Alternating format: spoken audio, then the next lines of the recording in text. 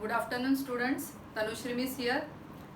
अभी हम लोग गाना बजाना ये वाला लेसन सीखेंगे। इसके पहले हम लोगों ने क्या किया था, इसके मैंने पॉइंट्स टू रिव्यू ये मैंने तुम लोगों को दिया था ताकि आप लोगों को लेसन बहुत अच्छे से समझे। और हम लोगों ने कुछ कुछ ड्राइंग्स भी निकाले थे क्योंकि वो उस टाइम के वाद्य है कि उस टाइम में क्या था ना, अपने जैसा आज की तरह ये नहीं था, क्या बोलते हैं ना उसको, एडवांस टेक्नोलॉजी नहीं थी।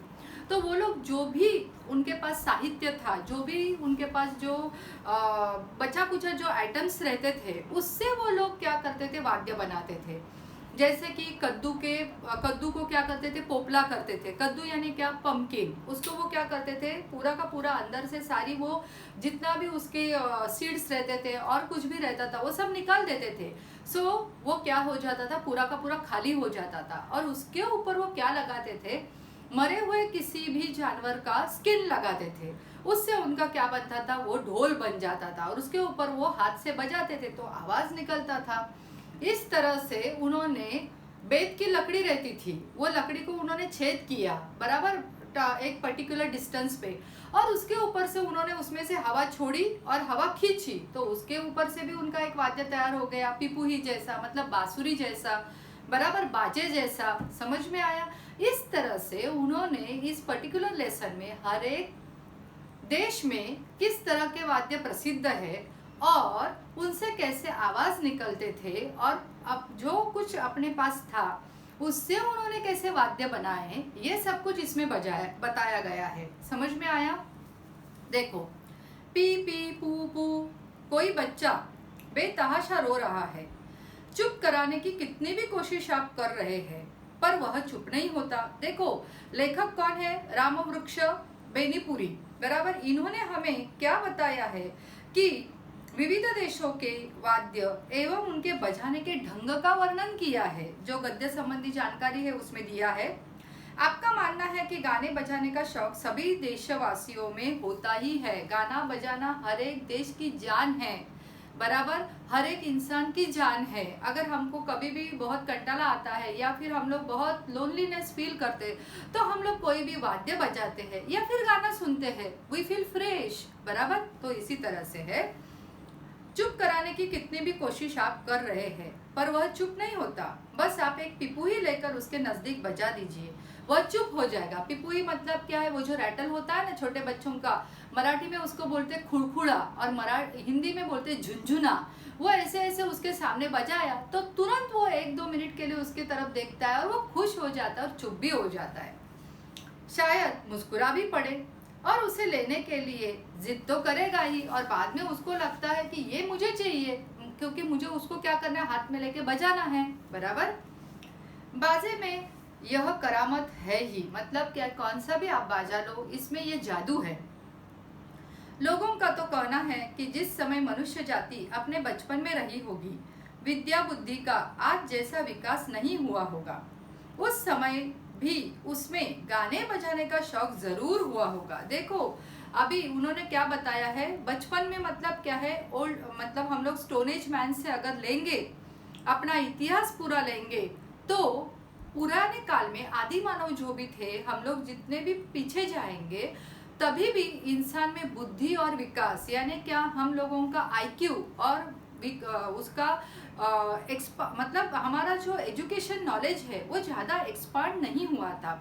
हम लोग बहुत ही कैसे थे, जंगल में रहते थे, वहाँ के फल या फिर कंद खाते थे, मतलब इस तरह का हमारा जीवन था। और बाद में भी हम लोग जब उसमें से उबर कर ऊपर आए तो भी उसको भी बहुत टाइम लगा। वो बीच का जो सब पूरा टाइम था उसमें हम लोगों ने भले एजुकेशन बहुत ज़्यादा नहीं लिया होगा, लेकिन गाना बजाने का जो हमारा एक क्या बोलते हैं ना, हम लोग जो मन से करते हैं वो उस टाइम भी रहा होगा। ओके, गाने के जरिए हम अपने दिल के उच्छ्वास को प्रकट करते। उच्छ्वास को प्रकट करते मतलब क्या है, दिल में जो भी अपने एहसास होता है उसको हम लोग गाने के जरिया बोल देते हैं। जैसे कि अगर हम लोग बहुत खुश है तो हम लोग खुशी के गाने लगाते हैं। अगर हम लोगों को थोड़ा क्या बोलते हैं ना, दुख आया तो हम लोग क्या करते हैं, जीवन में कुछ दुख आया, डिप्रेशन आया तो हम लोग उस टाइप के गाने बजाते हैं। तो कभी कभी ऐसा होता है ना कि गाने के जरिए पता चलता है कि इंसान को क्या हो रहा है, बराबर। बाजा उस गाने को भड़कदार और दिलचस्प बना देता है। बाजा जो होता है ना, मतलब ऐसे हम लोग मुंह में लेकर वो बाजा बजाते, वो भी, पिपुही भी, या फिर झुंझुना भी, ये सारे बाजे के प्रकार है। ओके, तो वो उसको क्या बना देता है, भड़कदार। भड़कदार मतलब एकदम तड़क फड़क बना देता है, उसमें जान डालता है वो गाने में, बराबर। और दिलचस्प, दिलचस्प यानी मनोरंजक, मन को भा जाता है, बराबर। आप सिर्फ गाना गाइए तो वो इतना अच्छा नहीं लगेगा, लेकिन उस गाने में जब ये वाद्य आ जाते हैं तो वो गाना एकदम अच्छा लगने लगता है, बराबर। आज संसार के पिछड़े से पिछड़े देश में जाइए, आप वहाँ गाना बजाना जरूर पाएंगे। आदिवासी इलाकों में भी गए तो वो लोग भी अपने हिसाब से अपने गाने और बजाने का साहित्य तैयार रखते हैं। ओके, पहले कौन सा बाजा बना होगा, इनका अंदाज लगाने वाले कहते हैं कि पहले कई चीजों को इकट्ठा कर उन्हें पीट पीट कर शब्द निकालने की चेष्टा की गई होगी। चेष्टा मतलब क्या, उसको ट्राई किया गया होगा।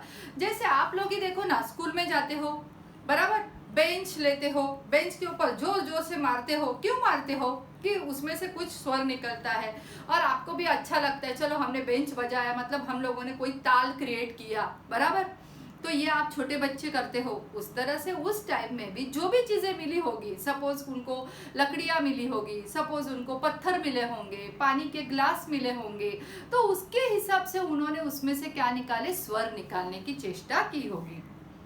मैं देखो, अभी हम लोगों ने कल जो किया था उसके हिसाब से है, मरे हुए पशुओं के चमड़े को पोपले कद्दू पर मढ़कर ढोल, जैसे मैंने पहले ही बताया कि कद्दू यानी पंपकिन, उसके अंदर का पूरा वो जो सब्जी होती है वो साफ कर लेते हैं और फिर उसका क्या बचता है, बाहर का सरफेस, उसके ऊपर वो लोग क्या रखते थे, मरे हुए पशु का चमड़ा यानी स्किन, उसको टाइट कसकर वो बांधते थे और उससे क्या तैयार हो जाता था, ढोल तैयार हो जाता था उनका।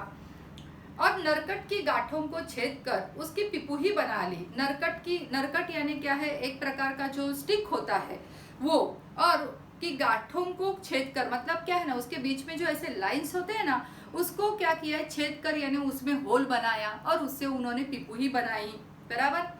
किसी पोपली चीज में छोटे छोटे कंकड़ रखकर उसे हिलाने डुलाने पर एक प्रकार का स्वर निकलते देखकर झुंझुना बनाने की कल्पना हुई होगी। हाथ में जो रैटल होता है, खुड़खुड़ा होता है, झुंझुना होता है, वो क्या होगा, शायद कोई, अभी देखो हम लोग ज्यादा दूर जाने की जरूरत नहीं, प्लास्टिक की बोतल अपने घर में होती है, वो बोतल में अगर आप लोगों ने पत्थर डाले और उसको भी हिलाया तो भी उसमें से स्वर निकलता है। इस तरह से इसमें भी स्वर निकालने की उन्होंने चेष्टा की। आज भी बहुत से देशों में 3 बाजे हैं, ढोल, पिपुही और झुंझुना, और ये 3 के वजह से ही वाद्य और स्वर निकलते हैं। चाहे उसका प्रकार और आकार अलग हो, भले उसका टाइप और उसका जो हर एक का जो बोलते हैं ना, वो अलग अलग प्रकार में उन्होंने किया हुआ हो। किसी ने गोल होता है, किसी का झुंझुना, किसी का वो ऐसा कुकुम्बर के शेप का जैसा झुंझुना होता है, टाइप अलग अलग हो सकते हैं। इन तीनों के सहारे ही नाना तरह के स्वर निकलते, नाना तरह के मतलब क्या, विविध प्रकार के स्वर निकलते हैं। वनवासी लोगों के गाने बजाने का गौर से सुनने पर मालूम होता है कि उनमें ताल पर ज्यादा ध्यान दिया जाता है, सुर पर कम। यानी वो लोग है ना, ताल यानी हथेली से जितना भी बजता है और वो स्वर निकलता है उसके ऊपर वो ध्यान देते हैं। सुर यानी क्या, उनके आवाज के ऊपर उनका ध्यान नहीं होता है, क्योंकि हर एक का आवाज बहुत सुंदर होता है ऐसा नहीं, लेकिन वाद्य आप कैसे भी बजाओ उसमें से बराबर से आवाज आती है, बराबर। तो स्वर ध्यान में रखना है, ताल और सुर, ताल यानी हथेली से जो बजता है और आवाज निकलती है उसे ताल बोलते हैं, और सुर यानी अपना जो गले का आवाज होता है उसे बोलते हैं सुर। ओके, अमेरिका के रेड इंडियन को देख के या अफ्रीका के हशबी लोगों को गाने बजाने में ताल की ही प्रमुखता उनके यहाँ है। मतलब क्या है, ये दोनों भी आदिवासी जिला है। अमेरिका के कौन से, रेड इंडियन लोग, और अफ्रीका के हशबी लोग, वो लोग क्या करते हैं, हमेशा वाद्य बजाने पे ज्यादा जोर देते हैं, ना कि अपने आवाज के ऊपर। ध्यान में रखना, ये क्वेश्चन जरूर पूछा जाता है, कौन से देश में ताल के ऊपर ज्यादा ध्यान दिया जाता है। तो अमेरिका के रेड इंडियंस और अफ्रीका की हशबी लोग। ध्यान में आया। अभी आगे, हशबी लोग तो ढोल बजाने में इतने उस्ताद है कि उन्होंने ढोल की भाषा का इर्जाद कर लिया है। देखो अभी एक लाइन मेरी स्किप हो गई। रेड इंडियन को टमटम और हशबी लोगों का ढोल ताल ही देता है। अभी देखो, रेड इंडियन जो बजाते हैं उसको टमटम बोलते हैं, और हजबी लोग जो बजाते हैं उसको ढोल बोलते हैं। और उसमें से क्या निकलता है? ताल निकलता है, मतलब हथेली से बजाने से जो स्वर उत्पन्न होता है वो होता है। हजबी लोगों को तो ढोल बजाने में इतने उस्ताद है, उस्ताद यानी माहिर, एक्सपर्ट, कि उन्होंने ढोल की भाषा का इर्जाद कर लिया है। इर्जाद यानी क्या है कि नई नई खोज उन्होंने उसमें की है।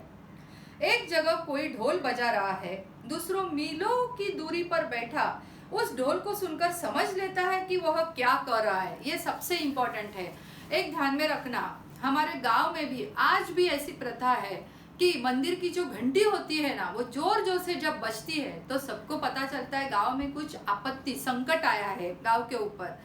या फिर 4 बार बजाने के बाद या 10 बार बजाने के बाद ऐसा होता है कि कोई किधर मर गया है, ये उसमें से संकेत दिया जाता है। आज भी बहुत सारे गांव में ये होता है। उसी तरह से ढोल का भी एक पर्टिकुलर क्या होता है, एक रिदम होता है।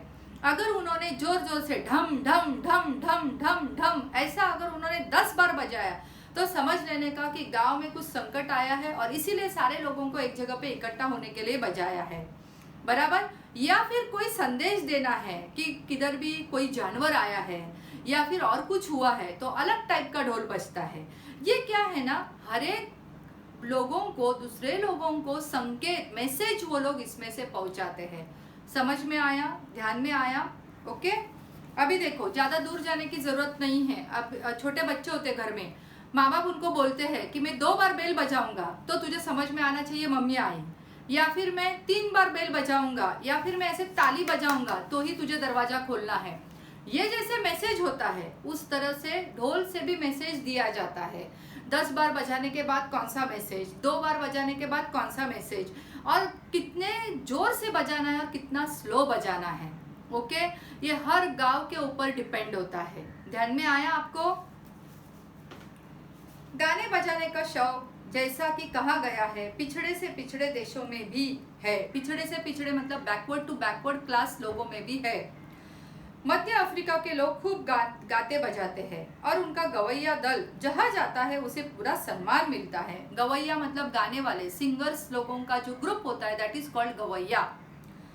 किंतु वहाँ के गवैयों पर एक आफत भी है। वहाँ पे जो अच्छा गाता है ना, उसके ऊपर एक बहुत बड़ी डिफिकल्टी भी आती है, बराबर। देखो कौन सी है?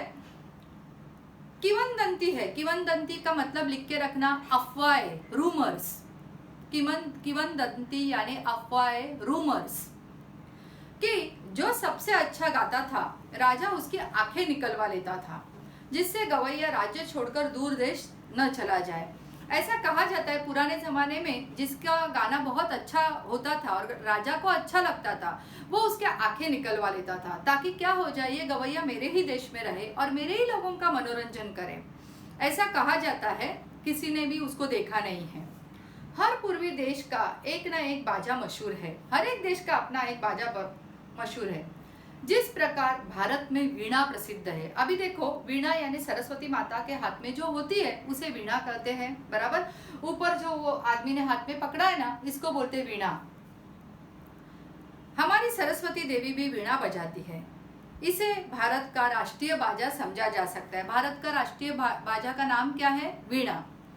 चीन के ऐसे बाजे का नाम राजा है, और चीन में भी इसी प्रकार का वाद्य है जिसका नाम क्या है? राजा है। अभी देखो, इसका है ना पूरा वर्णन किया है 3 लाइन में। आप क्या करो, गूगल पे जाओ, वीणा को सर्च करो, और बराबर से इसकी तरह ही वो आपको वीणा दिखेगी। देखो, एक काठ का तख्ता लटका रहता है, ऐसा एक वो लोग तख्ता रखते हैं वीणा का, बराबर, जिस पर 16 पत्थर टुकड़ों के पंक्तियों में सजाए रहते, 6 इधर, 8 इधर और 8 इधर, बराबर। ऐसे पत्थर रहते, छोटे छोटे छोटे छोटे, जिन पर एक काठ की मुंगरी से हल्के मार कर नाना तरह के स्वर निकलते हैं। मतलब कैसे? जैसे आप गिटार बजाते हो, तभी आपके हाथ में एक स्ट्रिंग, मतलब एक छोटा टुकड़ा देते, वो ऐसे ऐसे ऐसे ऐसे बजाते हो, और आप गिटार को बराबर से क्या करते हो, उसकी स्ट्रिंग को खींचते हो, तभी उसमें से स्वर निकलता है। सेम अपने को वीणा के ऊपर जो टुकड़े होते हैं स्टोन के, उस हिसाब से उसको बराबर से क्या करना पड़ता है, उस काठ की मुंगरी जो होती है, मतलब जो लकड़ी होती है, उसको उससे क्या करना पड़ता है, बराबर से बजाना पड़ता है, तभी उसमें से स्वर निकलता है, बराबर। बर्मा में एक तरह की ढोल तरंग बनाई जाती है। देखो ये बहुत सुंदर है। बर्मा में क्या होते हैं ना, अलग अलग टाइप के ढोल होते हैं। मतलब कैसे ना, छोटे बड़े एकदम छोटे, ऐसे ना 21 ढोल आजू बाजू में होते, वो आदमी बीच में होता है और उसके ये साइड से लेके ये साइड तक सेमी सर्कल शेप में पूरे के पूरे ढोल होते हैं। कोई बड़ा होता है, कोई छोटा होता है, कोई और। आप लोग देखो, जैसे कि आप लोग अभी भी देखते हो रॉक स्टार्स और ये सारे म्यूजिक्स, उसमें भी देखो एक 7-8 ढोल होते हैं और बीच में वो आदमी रहता है और ढन ढन ढन ढन करके बजाता है। सेम ये चित्र आंखों के सामने लेके आओ। सिर्फ और सिर्फ उसमें क्या देखना है अपने को, 21 ढोल, ढोल तरंग यानी क्या है, ढोल की सीरीज लगाई हुई रहती है। देखो भिन्न भिन्न आकार के 21 ढोलों का अर्धवृत्तांत में रखा जाता है। अर्धवृत्तांत मैंने अभी बताया, सेमी सर्कल शेप में उसको रखा जाता है और बीच में वो आदमी खड़ा रहता है और बजाने वाला उसके बीच में बैठकर या खड़े होकर उन्हें बजाता है।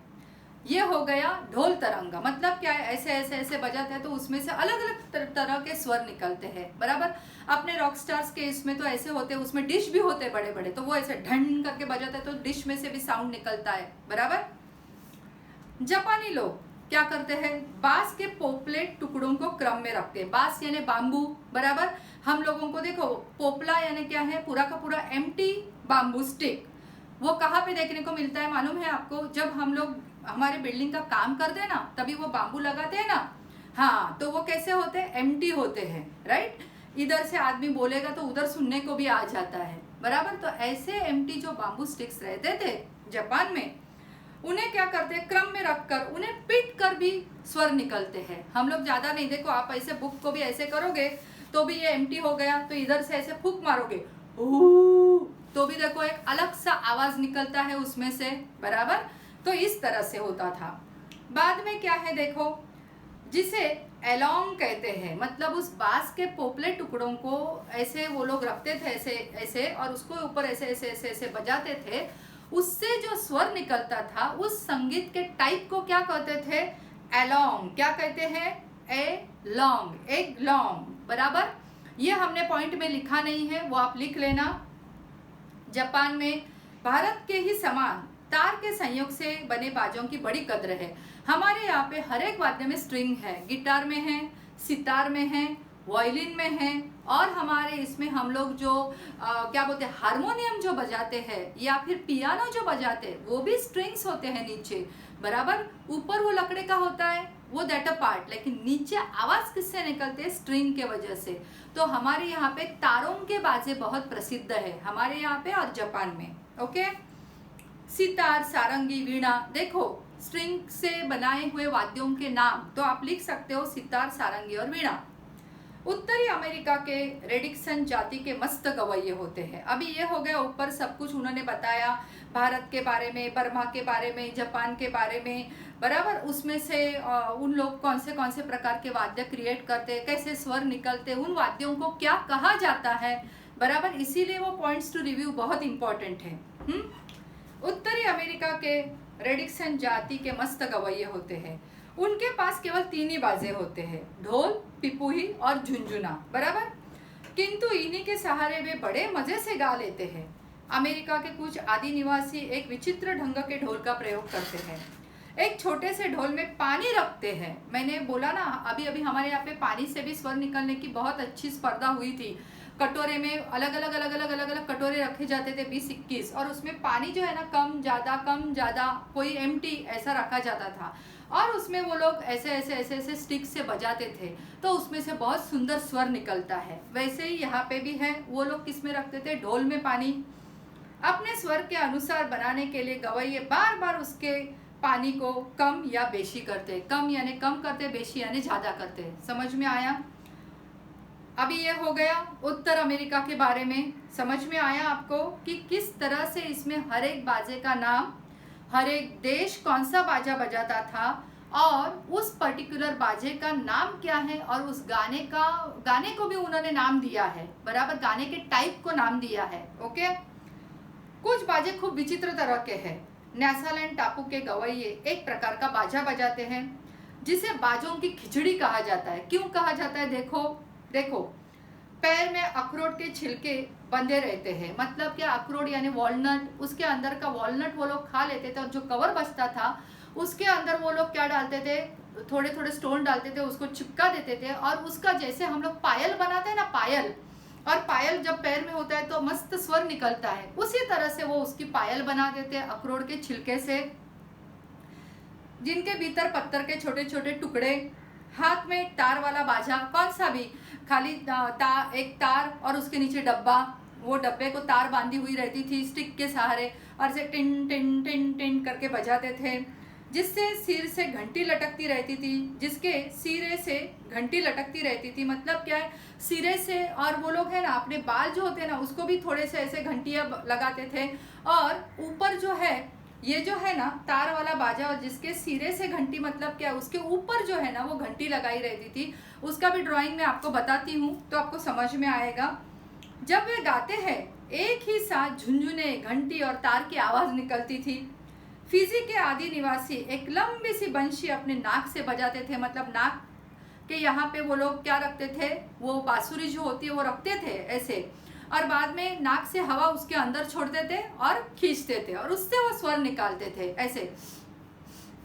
तो उस हिसाब से क्या करते थे वो लोग, क्या करते थे, अपना स्वर निकालते थे। मलाया में भी ऐसी विचित्र बंशी देखी जाती है। मेक्सिको में जो आट के मरिम्बा का प्रयोग किया जाता था। काट के मरिम्बा मतलब क्या है, मरिम्बा भी मेक्सिका के वाद्य का एक नाम है, इतना ही ध्यान में रखो। उस पर एक साथ ही 4-4 आदमी बजा लेते थे। वो वाद्य ऐसा होता था कि 4-4 आदमी एक साथ उसके ऊपर बजा सकते थे। हमारे देश का सिंगा इज अ प्रॉपर नाउन, इसको बोलते हैं बाजा। भी दूसरे देशवासियों के लिए कुछ आश्चर्यकारक बाजा नहीं है।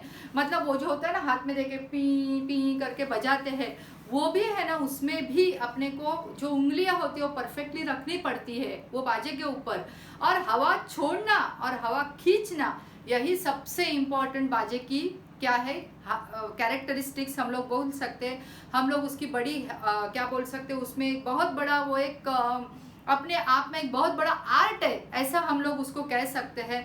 बांसुरी बजाना, बाजा बजाना हर किसी के बस की बात नहीं है। उसके लिए अपने को ब्रीद आउट और ब्रीद इन के ऊपर बहुत कंट्रोल ज़रूरी होता है, और अपनी ये उंगलियां उसको बराबर से रखना पड़ता है। तो ही जब 4-5 एक साथ आप कंट्रोल कर सकते हो अपने ऑर्गन को, तो ही आप बांसुरी और बाजा बजा सकते हो। एक तो कंसंट्रेशन होना ज़रूरी है, ब्रीद इन ब्रीद आउट पे ध्यान ज़रूरी है, उंगलियों को एक ही समय बराबर से क्या करना है, मूव करना है, और साथ में ही आपको स्वर निकालना है। इतनी 5 आप एक साथ कर पाए तो ही आप बांसुरी और बाजा बजा सकते हो। Otherwise it's very difficult task to play the, अपना जो फ्लूट होता है वो, और बाजा जो होता है वो। समझ में आया इस पूरे लेसन में क्या बताया गया है, किस तरह से बताया गया है। अभी हम लोगों ने जो पॉइंट्स टू बी रिव्यू जो है वो मैं एक बार आप लोगों को बता देती हूँ। 1-2 मिनट रुको।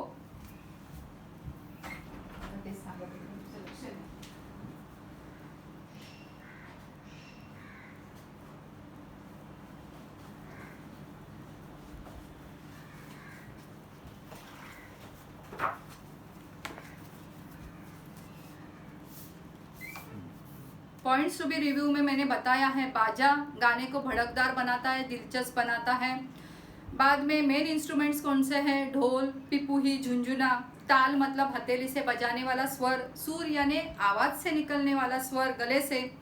रेड इंडियन लोगों के वाद्य का नाम टमटम, हजबी लोगों के वाद्य का नाम ढोल। भारत की प्रसिद्ध कौन है, वीणा।